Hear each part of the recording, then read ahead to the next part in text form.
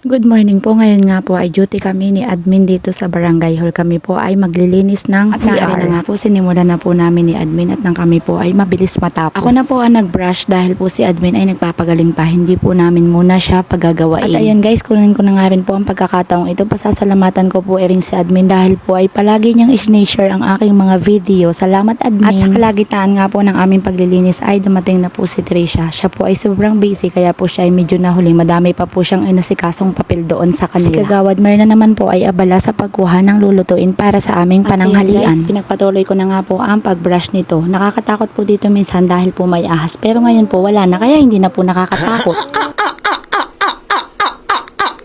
At ariho guys ay talagang medyo mangalay nga din naman ho sa likod ay pero dapat nang tapusin at na maganda't malinis at mabango ang CR ng barangay hall.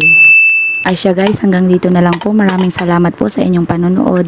Ingat po kayong lahat. Guys, wait lang po. Salamat din nga po pala dun sa mga hindi nag-i-skip ng ads kapag po nakakakita ng ads sa aking video. Maraming salamat sa inyong lahat. Ingat, bye!